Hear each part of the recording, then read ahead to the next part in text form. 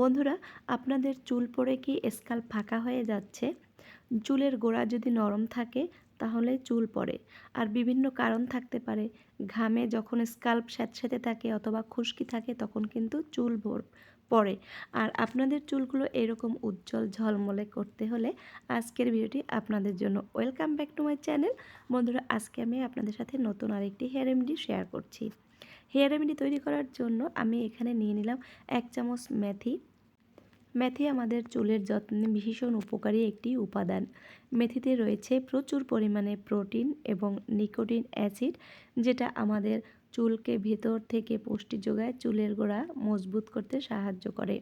তো দেখুন, এখানে এবার আমি দিয়ে দিয়েছি জল, আর জল দিয়ে এটা আমি চুলায় বসিয়ে নেব আর মেথিটাকে ভালোভাবে সিদ্ধ করে নেব।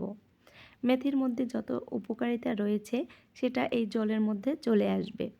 বন্ধুরা, আপনাদের যখন প্রচুর চুল ঝরে যায় তখন যদি আপনারা মেথি এভাবে ব্যবহার করতে পারেন তাহলে আপনারা কিন্তু ভালো ফল পেতে পারেন।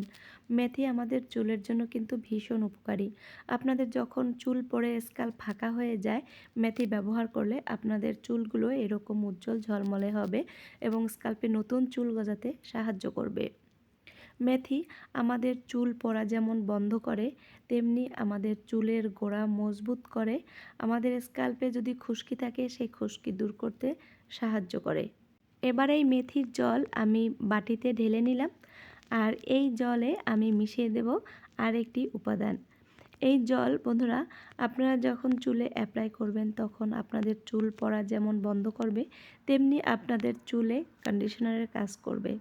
এখানে আমি এবার দিয়ে দিলাম একটি পাওয়ারফুল তেল, সেটা হচ্ছে রোজমেরি অয়েল। আপনাদের কাছে যদি রোজমেরি অয়েল না থাকে অবশ্যই একটি সংগ্রহ করার চেষ্টা করেন এই রোজমেরি অয়েল, কারণ এটা আমাদের চুলের জন্য কিন্তু ভীষণ উপকারী। যাদের চুল পড়ে যায়, স্কাল্প ফাঁকা হয়ে যায় বা স্কাল্পে খুশকি থাকে তাদের জন্য কিন্তু এটা ভীষণ উপকারী। আমি এটা ইউজ করেছি আর আমি ভালো ফল পেয়েছি, তাই আজকে আমি আপনাদের সাথে শেয়ার করছি। তো দেখুন, রেডি হয়ে গেল আর আমি এটা আমার মেয়ের চুলে অ্যাপ্লাই করব।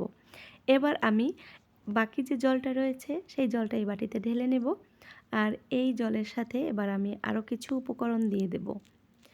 যখন শ্যাম্পু করবেন তখন শ্যাম্পু করার আগে এরকম একটি পদ্ধতি যদি ইউজ করতে পারেন দেখবেন আপনাদের চুলগুলো অনেক ভালো থাকবে। প্রথমে আমি এখানে দিয়ে দেব সামান্য পরিমাণ লেবুর রস।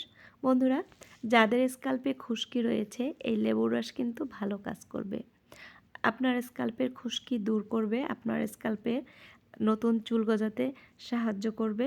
কারণ স্কাল্প ক্লিন থাকলেই কিন্তু আপনার স্কাল্পটা ভালো থাকবে এবং চুলও ভালো থাকবে। তো এখানে আমি এবার শ্যাম্পু মিশিয়ে দিলাম। আপনাদের কাছে যে শ্যাম্পু আছে সেটাই এখানে মিশিয়ে দেবেন। আপনারা এক টুকরো তুলোর সাহায্যে প্রথমে যে তেল দিয়েছি সেই জলটা ইউজ করবেন, তারপরে চুলে শ্যাম্পু করবেন। তো দেখুন, আমি আমার মেয়ের চুলে অ্যাপ্লাই করে দেব। তো ওকে কিন্তু আমি বাথরুমে নিয়ে জলটা ইউজ করব, আর তারপরে 10 থেকে 15 মিনিট রাখবো, আর তারপরে ও শ্যাম্পু করে নেবে।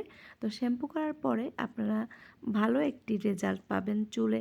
আপনাদের চুলের অকালপক্কতা রোধ করবে, চুলকে দ্রুত লম্বা করতে সাহায্য করবে, স্কাল্পে নতুন চুল গজাতে সাহায্য করবে এবং আপনাদের চুলকে কন্ডিশনিং করবে, খুবই ম্যানেজেবল করবে আজকের এই রেমেডি।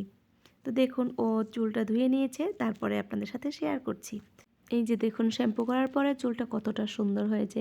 আপনাদের চুলগুলো এরকম সুন্দর উজ্জ্বল হবে, চুল পড়া বন্ধ হবে, দ্রুত লম্বা ঘন কালো হবে।